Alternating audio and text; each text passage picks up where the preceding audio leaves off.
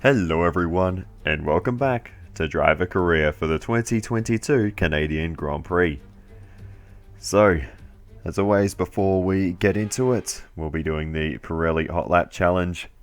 Once again, we're doing the rival duel. This time, we're driving the Aston Martin Vantage F1 edition, which happens to be one of my one of the supercars I like more. I wouldn't say it's my favorite, but anyway, we get going then. And the other thing about this car is it sounds awesome, but we're up against the same rival as last time, Mr. Tremblay. And yeah, we get to run from I guess around the end of the first sector somewhere. I'm not exactly sure where the timing splits around this circuit are, through the few chicanes through the middle of the circuit, and then up towards the hairpin. It takes a little bit longer in these cars than what it does in a Formula 1 car, but on the brakes into the hairpin, a bit wayward on the way in. But just like last time, for the first race, we start ahead anyway, and we have, I think, extended that margin. And then, yeah, just up along the back straight, and the finish line is right here. So that is the first race ticked off, and we will at least get a bronze, but of course, hopefully, we'll be getting the gold. So we'll see how the next one plays out, of course, starting side by side this time as we go to the 5 red lights. Far out, that was a long hold. We're underway for the Rival Duel Part 2, and of course we've got the inside line. We're able to just swing through and take that position, although a bit of a moment there and we bang doors on the way towards the chicane and we lose out, so we actually do have to make an overtake here, and we'll look to the inside, go full send into the chicane, a little bit deep, but we get it stopped, and we've got it under control now. So so long as we don't make any more mistakes, which we don't, we'll bring it to the line, and that's victory in part 2. So that is silver achieved. If we can win the last one, we will get the gold. So let's see how it goes. Of course, for the last one, we'll be starting behind, as we now are overtaken by the other car, strangely enough. So here we go then for Rival Duel Part 3. And let's see how this goes. You can quite often get past right away off the line, and it looks like we might have a chance to do that with another good launch here down the inside, and yeah, we do that pretty easily. So once again, so long as we don't make any mistakes, this one should be easy enough, but we are under a bit of pressure as we head towards the chicane, so we can't rest too much. But into the hairpin now, we go very deep there, and we just about get it turned, but we almost lost out, but we were just able to stay in front ahead of Mr. Tremblay, and yeah, that should seal the deal for us as we come to the line and complete part 3, and once again we'll get the maximum acclaim out of this one. It'd be good if the AI in these was a little bit more competitive, to be honest. And especially if they just got better launches, because the last race was over before it really began. But anyway, we have some rain forecast for the start of the race. Qualifying looks to be dry as well as most of the race, but for the first 10-15 minutes or so, we can expect some moisture to be falling down. Here's the R&D chart. We are 4th fastest, behind the big 3, and maybe just gained a little bit on Mercedes, who themselves have also improved. So it'll be interesting to see how that goes. It also looks like McLaren could have improved slightly, and I mean, they were already our major opponents in the midfield. I think they're much higher than the R&D chart suggests anyway, so regardless, I think we will be mostly watching out for them today, maybe the Alpines as well. They seem to be a bit hit and miss depending on the circuit. In terms of upgrades though, we're going to rush an upgrade, so even if it fails it should be on in time for the British Grand Prix. That's a tyre wear upgrade going on hopefully, and we're also going to grab an upgrade to the MG UK durability, simply because it is very cheap, and buying it now will prevent it coming up in any future practice sessions in terms of discounts applying to it. So I might as well just grab it. Well, it's cheap and I've got the resource points. There was an aero drag reduction upgrade I was looking at, but I was literally about 20 resource points shy of purchasing that one. So yeah, that's how that goes. But anyway, at the end of Q1, we both get through, myself and Yuki Tsunoda, though we are down in P14, so despite having the 4th best car, we're 10th and 14th. So yeah, we really didn't deliver in that session. Perhaps Canada is just not a circuit that suits our car, but either way, neither myself nor Yuki Tsunoda doing anything too special there. Look at the two Canadians at the back of the grid. Disaster for both of them at their home race. And yeah, Lance Stroll and Nicholas Latifi will be bringing up the rear. Zhou Guanyu, Alex Albon and Mick Schumacher knocked out in Q1. Sebastian Vettel through into Q2. So with that, and with Stroll scoring points last time out in Azerbaijan, maybe Aston Martin are showing some signs of improvement. We'll see how they go throughout the race. But anyway, we continue on then into Q2, and we've intentionally started our lap behind another car to see if we can get a nice slipstream along some of these straights, and you know, give me as we have a little bit of an off there.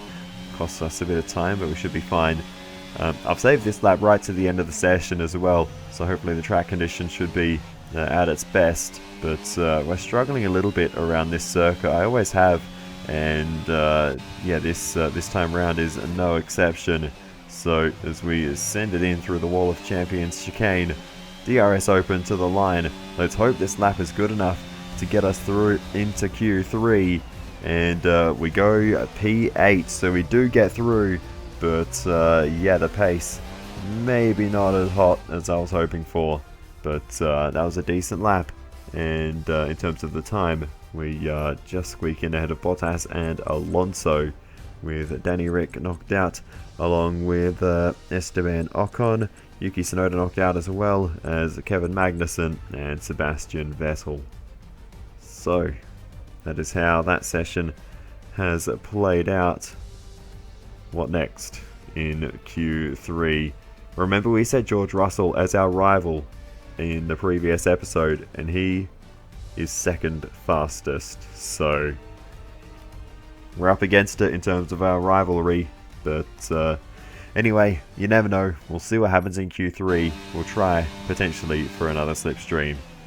We come around to complete our first flying lap in Q3, and to be honest, it wasn't the best lap I've ever done.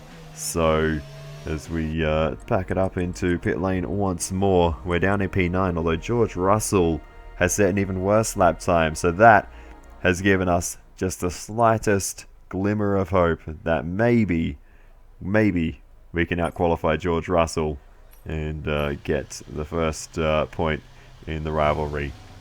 As everyone began to filter out of pit lane, I almost missed the opportunity. So we need to get out there and get another lap in as soon as we can, and well, hopefully we should yeah, we'll get round in time to start the lap, because we've got plenty of time for that. But yeah, I almost missed the opportunity as I was fast forwarding through the session. But out of pit lane we come then, doing the outlap manually this time. I'm not sure what difference that will make, but I'm going to give it a go just to see if we can prepare the tyres a little better. But that's not going to help though, because we've just gone off. Tyre condition still looking good.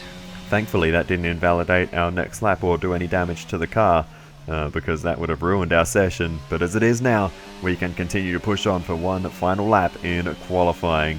Meanwhile, George Russell crosses the line to move up into third position. So the Brit has rescued his session with a very good lap time there, and is back ahead of us by a chunk. It's a 12.222 for George Russell, and with that is just over 3/4 of a second in front of us. So we've got our work to do now if we want to match a lap time like that. Our first lap wasn't great. There's improvements to be found, but I'm not sure if we have a lap time like that in the car. but we'll see how it goes as the lap progresses. We're actually red now as we head into the next chicane, taking a lot of curb to try and keep the speed up as much as possible. We're back in the green by a few tenths as we head now down towards the hairpin. This is where we can gain a chunk of time if we get it right. We go a little bit wide of the apex, but the rolling speed through the mid-corner is good, and we continue to gain time, just chipping away. And now we have to go caution to the wind as we head through the wall of champions chicane, grazing the barrier on the exit. Are we going to do enough to outqualify George Russell? We get to 8 tenths clear of our previous lap, and that should be enough. We go P4. I think Max Verstappen improved to third, and I think that should secure our position ahead of Russell. And with qualifying complete, let's review our top 3 today. Perez, Leclerc and Max Verstappen. Well, that wraps up qualifying, but don't worry, we'll be back tomorrow as we head into the Grand Prix. Well, there you have it. We gained 4 tenths of a second through the wall of champions chicane alone on that lap. And that's what got us just 3/4 of a tenth in front of Russell. Goodness me, we left that a bit late, but somehow we managed to outqualify the Brit, and the first point in the rivalry goes our way. Maybe it's possible to beat him. Sergio Perez will start on pole for the Canadian Grand Prix. Let's get into it.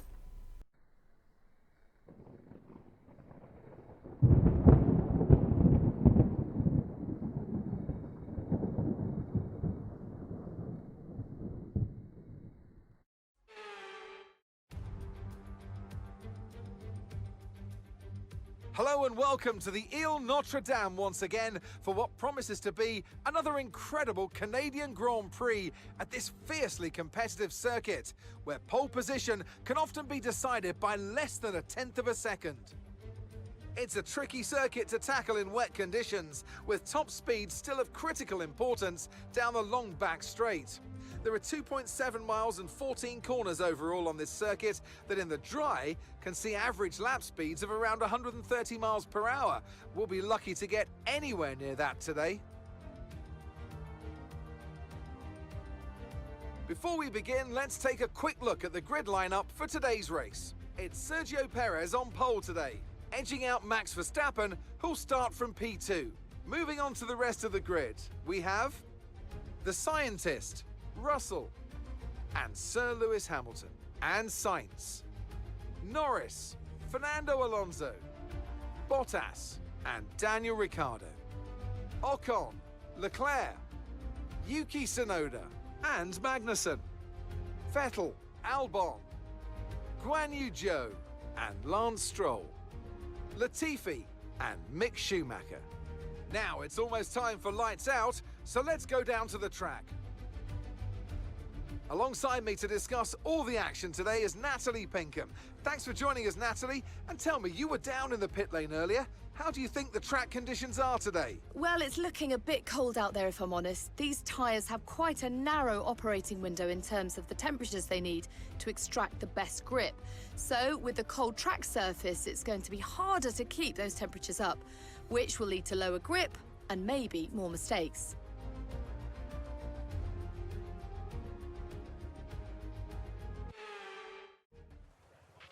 After the points finished last race, let's aim to keep that momentum going.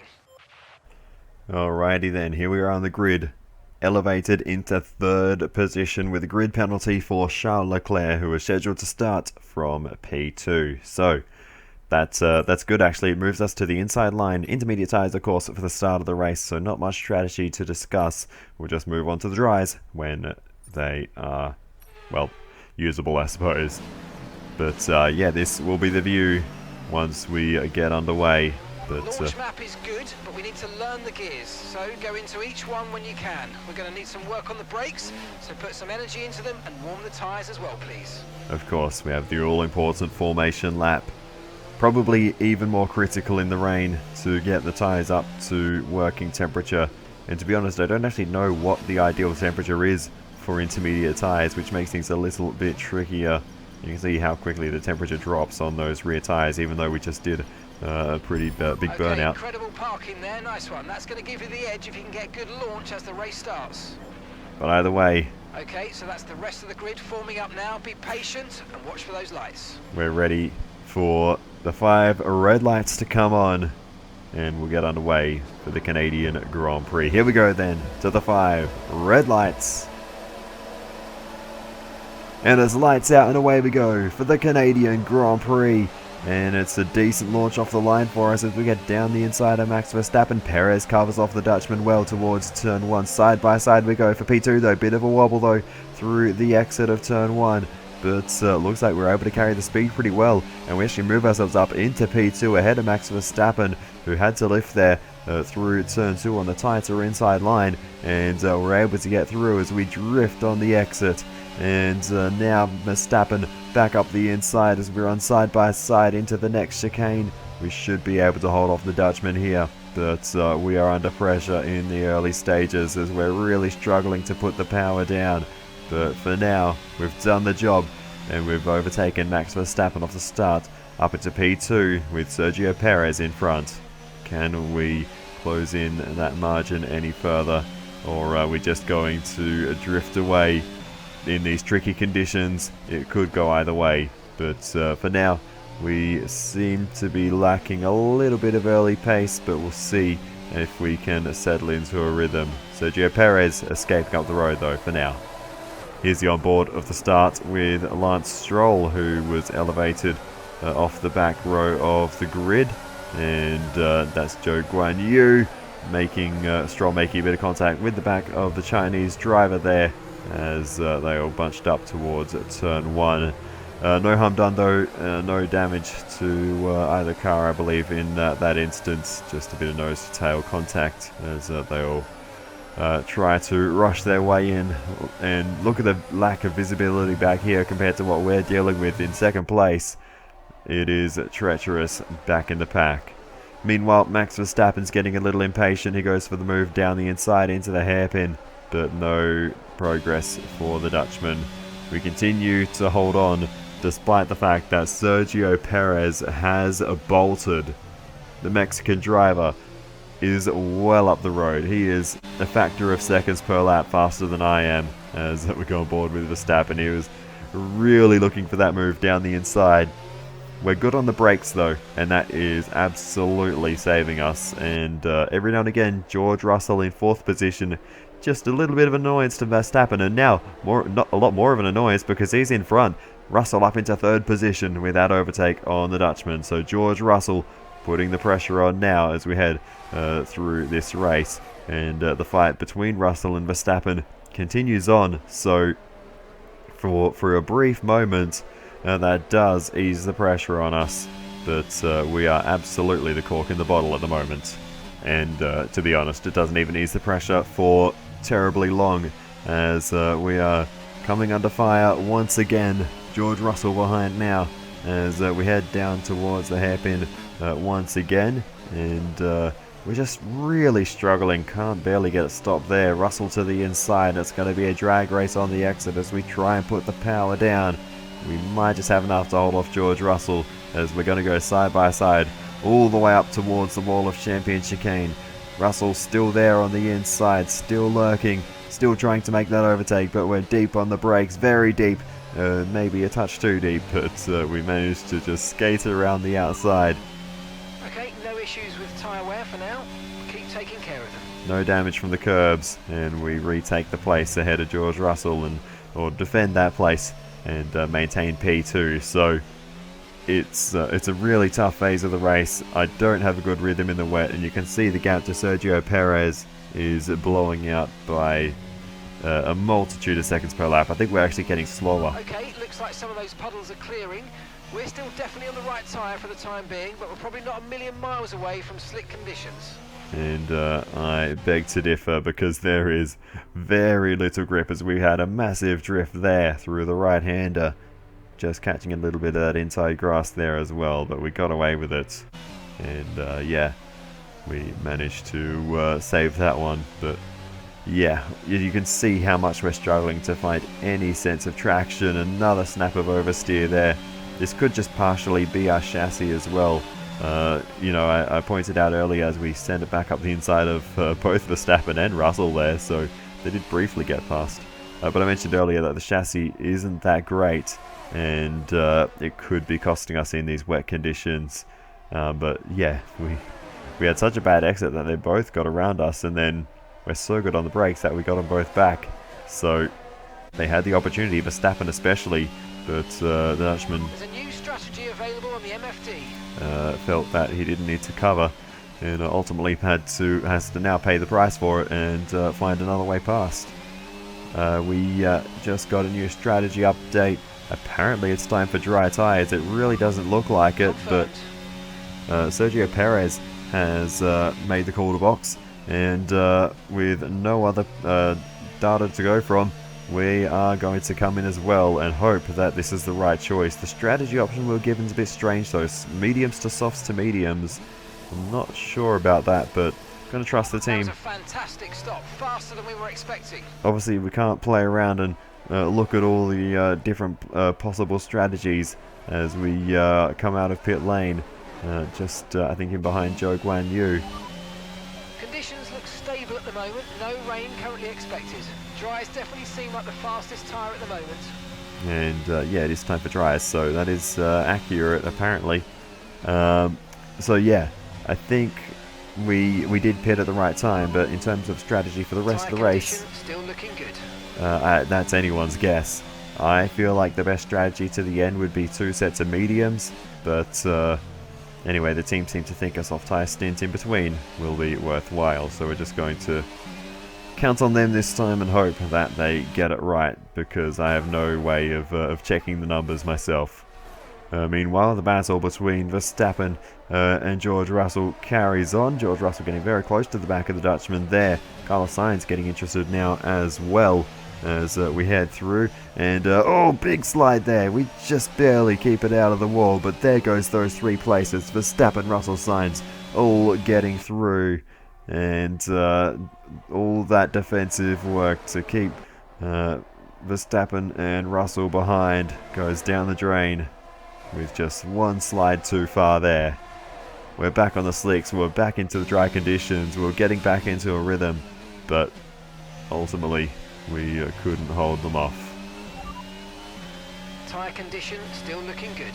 As we graze the wall of champions there, side by side with Lewis Hamilton into turn 1, we go very deep there and Hamilton's through, and we couldn't hold off the other Brit in the other Mercedes. So yeah, we don't have the pace of the top 3 teams. It's as simple as that. Hamilton's ahead of you. Less than a second separates you.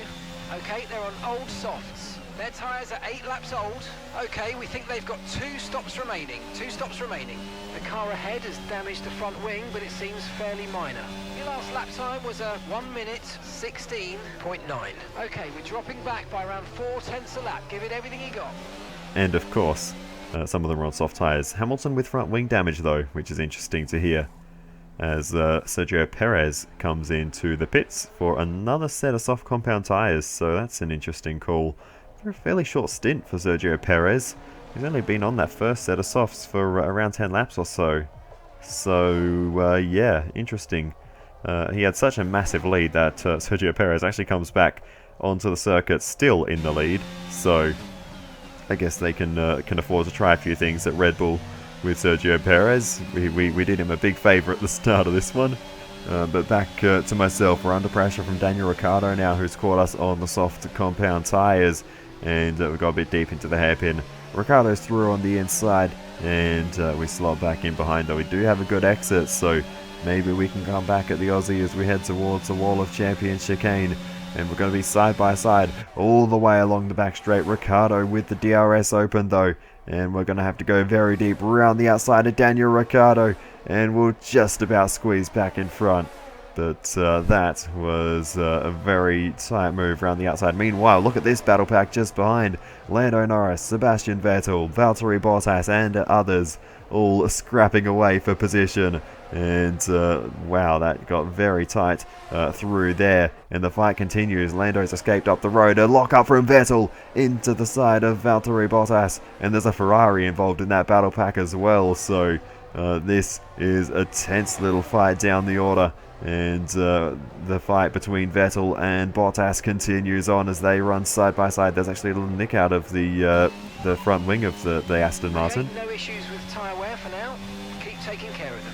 As they made contact at the apex as Vettel locked up. Meanwhile, Fernando Alonso is giving me a hard time through the first chicane. We'll hold off the Spaniard for the time being. But yeah, we are really struggling for pace at the moment as Alexander Albon retires from the race. A mechanical failure for the Williams driver. Unfortunate. Into the pits now comes Max Verstappen off a set of medium tyres. He did about 20 laps on those.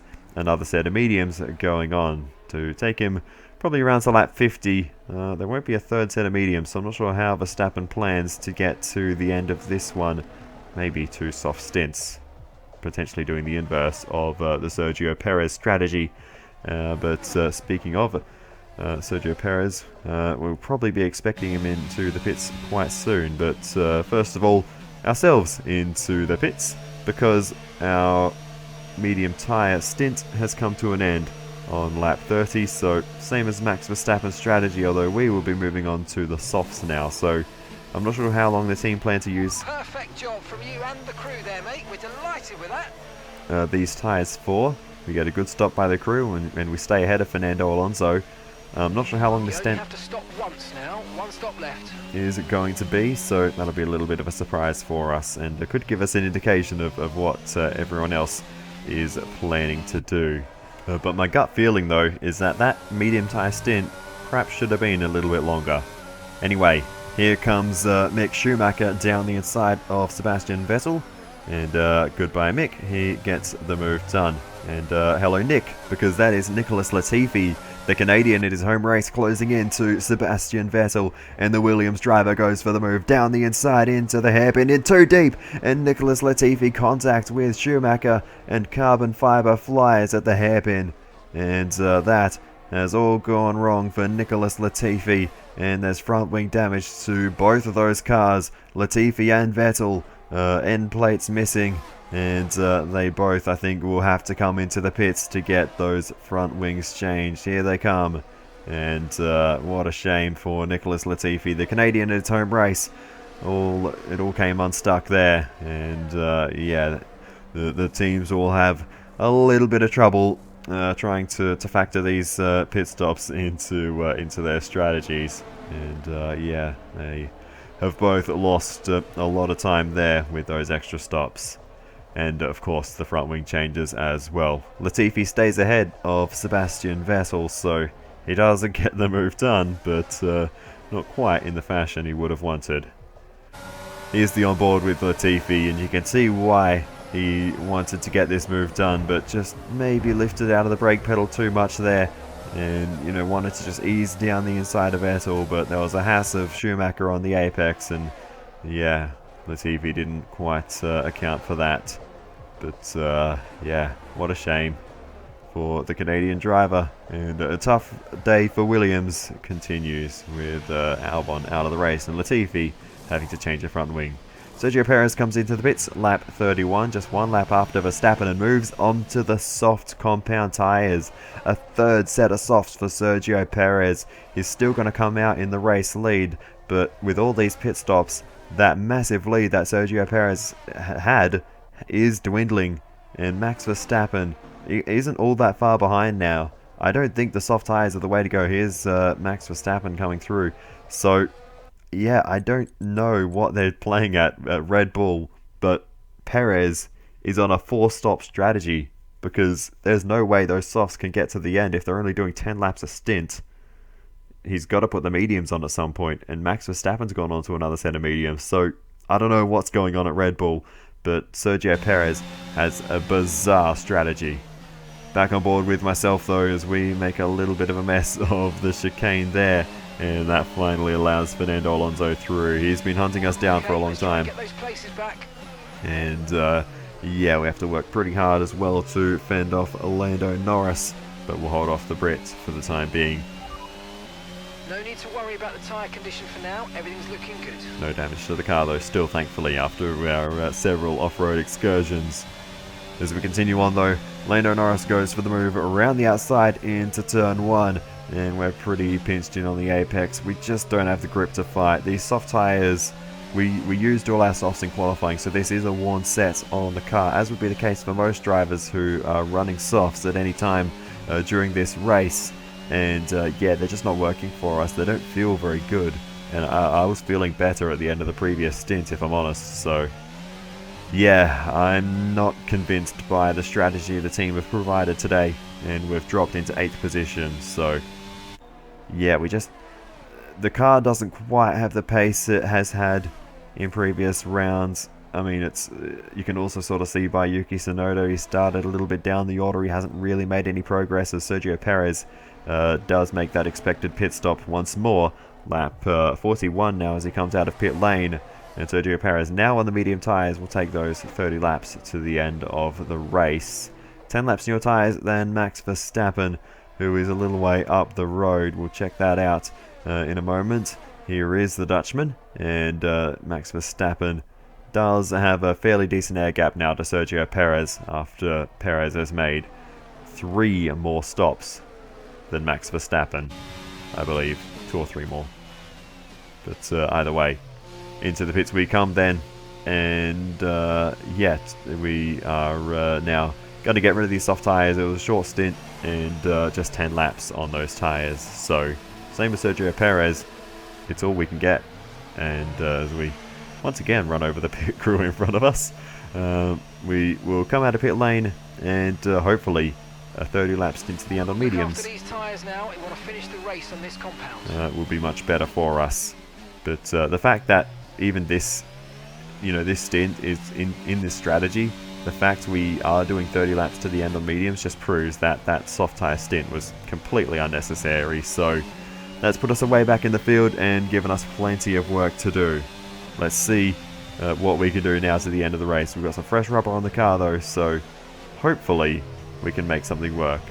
And once we put these medium tyres on, I was feeling so much better in the car. Brand new mediums, we suddenly we found a bit more pace all of a sudden, and I say that as we're under pressure, but there's a Ferrari behind us of Charles Leclerc, so there's a reason that we are feeling the pressure from the red car. But as we continue to harass Fernando Alonso, we're surely going to be able to get through soon enough, but it's quite tricky because Fernando Alonso does have the DRS from Lewis Hamilton, so we both have the rear wing open as we head towards the final 2 corners, but we're gaining in the slipstream. Then we're going to go for the move down the inside into the wall of champion chicane. Alonso cuts the corner, and that's going to give us the position. The Alpine driver had to lift on the exit, and we move ourselves up into I think P9 at the moment, but full send down the inside. It was a little bit of a cautious full send, but Fernando Alonso couldn't keep it on circuit as he went deep around the outside, and had tried to give us some space on the apex, and then ultimately had to bail out of the chicane. Meanwhile, the fight for the race lead, Sergio Perez has hauled in Max Verstappen with 10 lap fresh and medium tyres, and I think it's a matter of when, not if, Sergio Perez gets through, because there is nothing separating the Red Bull cars at the moment, and the race is in Sergio's hands. He just needs to find a way past his teammate. Back on board with myself, and we've got Lewis Hamilton in front of us as we get the rear wing open towards turn 1. Hamilton's struggling at the moment in this race, remember, with that front wing damage, so that I think is still costing the Brit some time as we get past the multiple world champion. Okay, good work, great pass. Danny Rick, the next driver up the road, and once again we're going to find ourselves fighting away with the McLaren driver, but not quite at the end of the race at this time. We make the move through the chicane though. Nice move, good job. And that moves us up. Lando ahead, and gap to the car in front is 13.9 seconds. They're on old mediums. Their tyres are 24 laps old, and the time last lap was a 1:15.9. This is great stuff. We're gaining by 0.3 a lap. Good work. We move up into P6. We carry on then, and Lando Norris a long way up the road, so I'm not sure we're going to have time to catch up, but we're going to give it our best shot as we head into, well, very deep into the hairpin once more, and get a little bit sideways on the exit. But yeah, we are going to need some mega laps if we want to catch Lando, and maybe a bit of luck as well if he can get caught up in some lap traffic. It's going to be something like that that makes the difference, because I don't think we quite have the raw speed to catch up, and in fact we might have even dropped away slightly on this lap. No tyre concerns at the moment, just focus on the driving. So yeah, we'll see if we can put in some clean laps and close that margin, but it's going to be very tough. I think this might be as much as we can achieve today. We're increasing the gap on the car behind by 0.5 a lap. But after all the time we lost earlier on, it's been a bit of a roller coaster of a day, running as high as P2 at the start. But anyway, Norris just ahead, push for the position.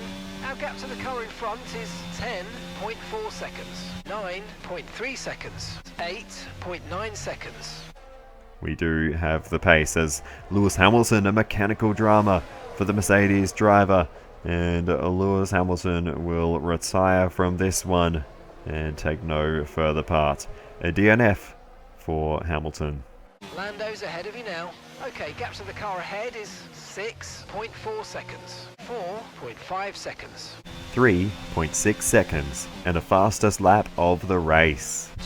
2.8 seconds. We interrupt our charge towards Lando Norris because the two Red Bulls are charging towards the finish, and Verstappen has held the race lead ahead of Sergio Perez. I think team orders have prevailed there to maintain the 1-2 as Max Verstappen wins the Canadian Grand Prix. And Sergio Perez did not so much as shape for an overtake in the last 20 odd laps as we plough into the back of Lando Norris into the hairpin. We've arrived on the scene of the McLaren very suddenly there, and we might just have an opportunity to make the move.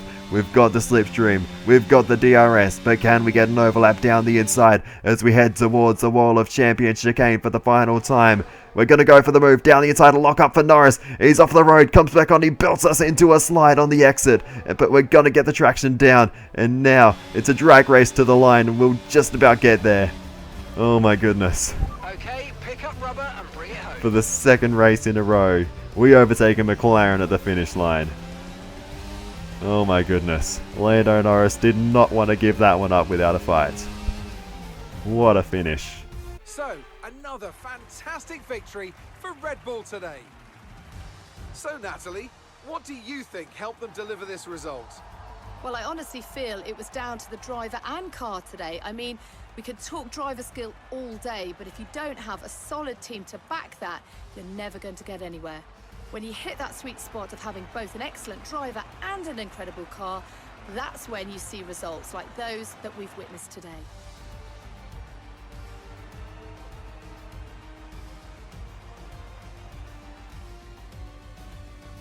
The drivers are en route to the podium as we speak. What a fantastic win for the Red Bull team.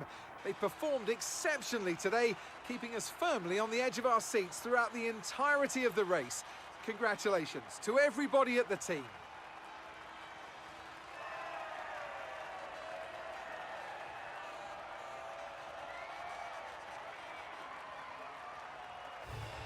Well, I'm not sure how Sergio Perez will be feeling about this one. He had the track position and the pace, but I think Red Bull handed the win to Max Verstappen, the championship leader. George Russell finishes third regardless. Max Verstappen should be pleased with his performance, making gains at the top of the table. Let's see how the drivers' standings have changed. So then, Natalie Pinkham, who would you rank as your driver of the day? Mick Schumacher gets my vote today. It's time to see how things are shaping up in the Constructors' Championship. And pulling further ahead in the standings, it's Red Bull. Meanwhile, Ferrari have improved their position. A strong weekend for them as they fight their way towards the top. I'm equal parts exhausted and elated with this weekend of Formula One, so be sure to join us for the next one. Alrighty, before we get into the usual post-race stuff, I just want to have another look at the ending of that race. Here it is from my onboard, and it was a good move down the inside. We got to stop nicely, and then I saw Norris going off. I didn't expect him to come back onto the track quite so sharply, so I was aiming for the second apex, and yeah, we managed to collide there, but he took a lot of that sausage curb and launched the car in the air, so no wonder he didn't have much directional control and gave us a belting, put us both into a massive slide, and we were both squirming trying to put that power down, and ultimately we were able to put that power down slightly more effectively. But what a fight, albeit it just lasted 2 corners, but Lando Norris threw everything at it to hold on there, but ultimately came up about 5 meters short. But where do we even start with this race? We started by fighting for second position with Verstappen and Russell for a long time, but yeah, it slipped away in the drying stages. Let us run through the top 10 finishes. It was, of course, Max Verstappen and Sergio Perez bringing home the Red Bull 1-2, and I think Sergio will be asking some pretty serious questions at the debrief as to why he was not the one crossing the line first today. He earned pole position, he earned the race win, and they took it away from him using quite possibly the single worst tyre strategy I have ever seen. George Russell finished in P3 ahead of Carlos Sainz, myself in P5, snagging that place from Lando Norris at the final chicane. Charles Leclerc finished in P7, and a bit of a recovery for Leclerc. He started down in P12. 8th place for Fernando Alonso, P9 for Ricciardo, and P10 for Valtteri Bottas. So that's another valuable point for Alfa Romeo. As for our team's championship battle with McLaren, we outscore Norris by 3. Ricciardo brings in 2, so I think we outscore McLaren by 1 point this round, and we drag that margin in just slightly. In terms of the Drivers' Championship though, Max Verstappen extends the margin to 65 points ahead of Sergio Perez, so yeah, the domination continues for the Dutchman. We lose a spot to George Russell, who moves up into the top 6. We drop into P7, and there are 4 points between us. In the Team's Championship though, we are still pretty close with McLaren. 8 points between us now, 88 to 80 points. So hopefully we can chase down McLaren throughout the rest of the season. But Red Bull, of course, lead the way, 136 points clear of Ferrari, who are just 2 points ahead of Mercedes, moving ahead of the Silver Arrows this round. So it ebbs and flows, that battle for second, but Red Bull ever present at the top of the table.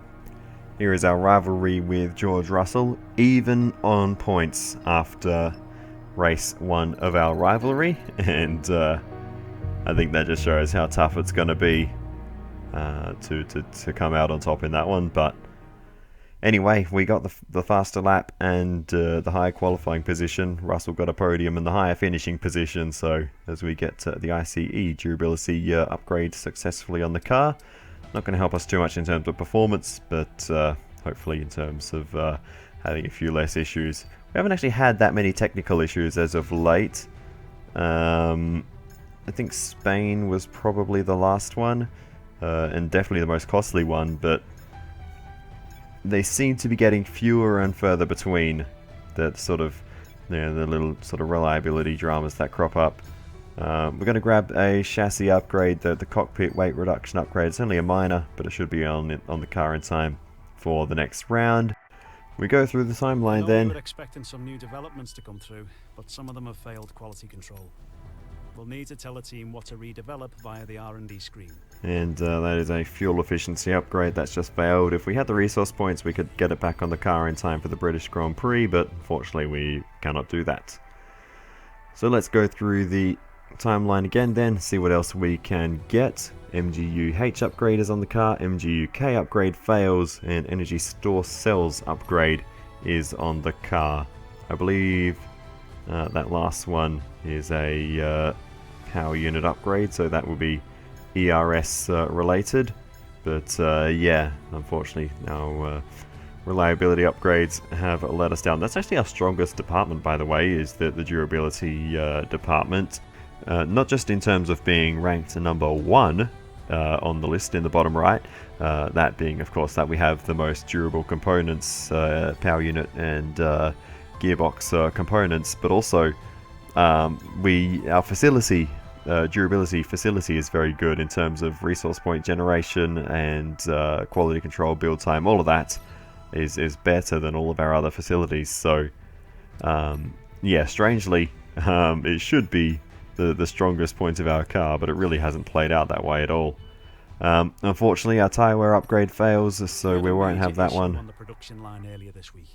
So the entire development package for the weekend has failed. Yeah, I just said that. Any redevelopments will need to be ordered from the R&D screen. But we did just get some resource points, so we can get that fixed in time for Austria, but it would have been really nice to have the tyre wear upgrade for Silverstone with the high-speed corners there. That could have been very useful to have. Even with the weekly resources coming in, we don't have enough, unfortunately, to fix any of the other upgrades that failed. Anyway, we go through the timeline again. We get that cockpit weight reduction on the car, which is fantastic. Hopefully that'll help us out through some of the low-speed stuff at Silverstone Village and the Loop, and of course with the Red Bull Ring coming up, you know, turn 1, turn 3, 4, I think could all benefit from that in slight minor ways. So yeah, that is awesome to have that on the car successfully at the first time of asking. Anyway, yeah, I think that is just about all there is to cover for this one. We got a few upgrades to fix after practice in Silverstone, but of course that is for next time. So for now, thank you so much for watching all the way to the end. I really do appreciate it. Please feel free to give me some feedback in the comments. It is always very helpful, and other than that, I will see you in the next one, and goodbye.